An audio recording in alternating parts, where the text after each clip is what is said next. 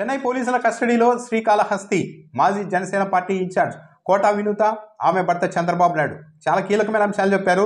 జనసేన అధ్యక్షుడు పవన్ కళ్యాణ్ గురించి వీళ్ళిద్దరూ చెప్పిన విషయాలు ఇప్పుడు దాదాపు సంచలనంగా ఉన్నాయి. పవన్ కళ్యాణ్ ఎలా వ్యవహరించారు, ఒక డిప్యూటీ సీఎంగా, ఒక బాధ్యతాయుతమైన పార్టీ అధ్యక్షుడిగా ఉన్న పవన్ కళ్యాణ్ వీరికి ఇలాంటి సలహాలు ఎందుకు ఇచ్చారు అన్న దానిపైన కూడా ఇప్పుడు చర్చ నడుస్తోంది. పోలీసుల కస్టడీలో ఈ వ్యవహారానికి మొత్తం సంబంధించి వివరాలన్నింటినీ కోటా వినూత దంపతులు పోలీసులకు వివరించారు. పవన్ కళ్యాణ్ కూడా ఈ విషయం ముందే చెప్పామని కూడా వాళ్ళు చెప్తున్నారు.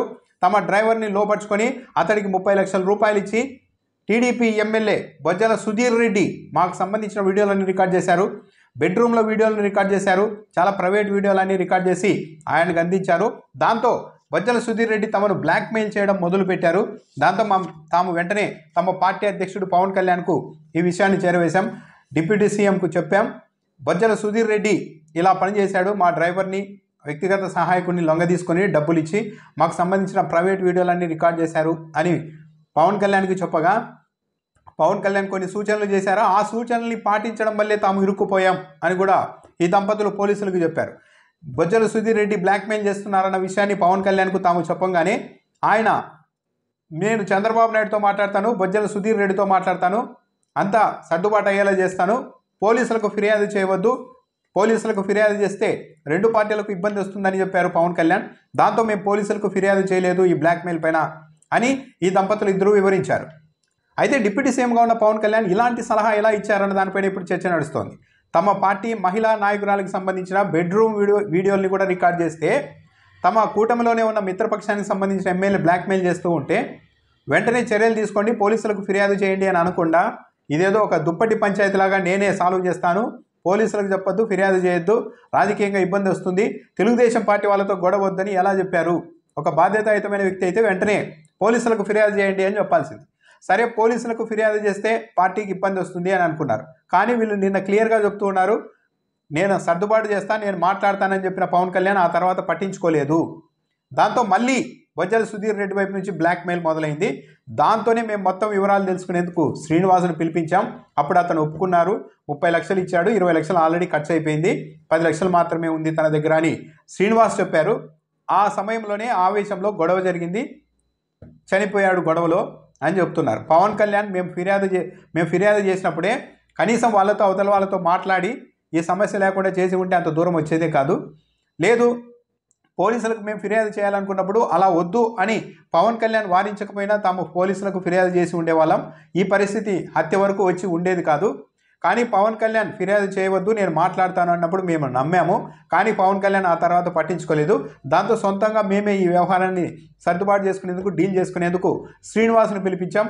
ఆ సమయంలో గొడవ జరిగింది, హత్యకు దారి తీసింది అని వీళ్ళు వివరించారు. దీన్ని బట్టి అర్థమవుతున్నది ఏంటంటే పవన్ కళ్యాణ్ ఎందుకు ఇంత బాధ్యతారాహిత్యంగా వ్యవహరించారు. సరే, పోలీసులకు ఫిర్యాదు చేయవద్దు అని చెప్పడమే తప్పు.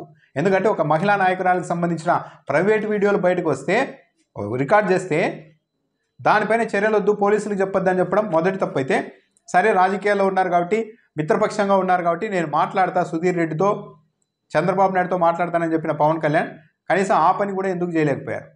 సరే, నేను ఆ పని చేయలేకున్నాను, మీ పని మీరు చూసుకోండి, ఫిర్యాదు కావాలంటే చేసుకోండి అని కూడా ఎందుకు చెప్పలేకపోయారు? అంటే వీళ్ళు ఏది నిర్ణయం తీసుకోకుండా ఒక పరిస్థితిని క్రియేట్ చేసిందే పవన్ కళ్యాణ్ అన్నది చాలా క్లియర్గా అర్థమవుతుంది. ఇప్పుడు చెన్నై పోలీసులు పవన్ కళ్యాణ్ కూడా నోటీసులు ఇస్తారా? ఎందుకంటే ఆయనకి ఇదంతా తెలుసు అని వీళ్ళు అక్కడ కస్టడీలో చెప్పిన నేపథ్యంలో పవన్ కళ్యాణ్ కూడా చెన్నై పోలీసులు నోటీసులు ఇచ్చి విచారిస్తారా? అన్నిటికీ మించి బొజ్జల సుధీర్ రెడ్డి పేరును వాళ్ళు బహిరంగంగానే పదే చెప్తూ ఉన్నారు కాబట్టి, మొత్తం అతడి వల్లే ఈ వ్యవహారం జరిగిందని చెప్తున్నారు కాబట్టి, ఇప్పుడు తెలుగుదేశం పార్టీ ఎమ్మెల్యే బొజ్జల సుధీర్ రెడ్డికి కూడా చెన్నై పోలీసులు విచారణకు పిలుస్తారా లేదా అన్నది చూడాలి.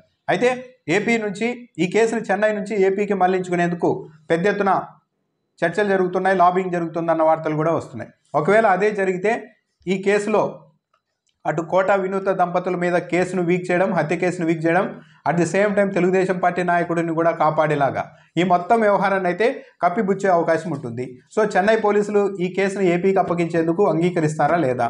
పైగా రాజకీయ పార్టీల మధ్య, రెండు పార్టీల మధ్య ఇబ్బందులు వస్తాయని చెప్తున్నారు. బొజ్జల సుధీర్ రెడ్డి ఏమి 100 మంది ఎమ్మెల్యేలని, 50 మంది ఎమ్మెల్యేలని అటు ఇటు చేసేంత నాయకుడు కూడా కాదు. అలాంటిది తమ పార్టీ నాయకురాలి ప్రైవేట్ వీడియోల్ని అతను రికార్డ్ చేయించారన్న అభియోగాలు వచ్చినప్పుడు ఒకవేళ చంద్రబాబు నాయుడుతో మాట్లాడినా చాలా గట్టిగా మాట్లాడి ఆయన మీద కూడా ఏదో ఒక చర్యలు తీసుకునేలాగా చేసి ఉండాలి కదా అన్న ప్రశ్న కూడా వస్తుంది. మేము కోటా వినూతను పార్టీ నుంచి బహిష్కరించామని జనసేన వాళ్ళు గర్వంగా చెప్పుకుంటున్నారే కానీ అదే ఫార్ములా అవతల పార్టీ ఎందుకు తన ఎమ్మెల్యే మీద ప్రయోగించలేకపోయింది? తన ఎమ్మెల్యే మీద అవతల పార్టీ ఎందుకు చర్యలు తీసుకోలేదు? మొత్తం ఈ వ్యవహారానికంతా మూలం తెలుగుదేశం పార్టీ ఎమ్మెల్యేనే అయినప్పుడు ఆయన మీద కనీస చర్యలు తీసుకోకున్నా సరే తెలుగుదేశం పార్టీ నాయకత్వాన్ని ఎందుకు పవన్ కళ్యాణ్ ప్రశ్నించలేకపోతున్నారు అన్న ఈ ప్రశ్నలన్నీ జనసేన పార్టీ వాళ్ళ నుంచే వస్తున్నాయి. పవన్ కళ్యాణ్ అయితే స్పందించాలి. నిజంగానే కోటా వినూత దంపతులు, తమ పార్టీ నాయకురాలు కోటా వినూత దంపతులు ఈ బ్లాక్మెయిల్ వీడియోలకు సంబంధించిన విషయాన్ని ముందే పవన్ కళ్యాణ్కి చెప్పారా? చెప్పి ఉంటే ఆయన ఎందుకు మీరు పోలీసులకు ఫిర్యాదు చేయొద్దండి అని సలహా ఇచ్చారు? నేను మాట్లాడతానని చెప్పిన పవన్ కళ్యాణ్ గారు కనీసం ఆ పని కూడా ఎందుకు చేయలేకపోయారు?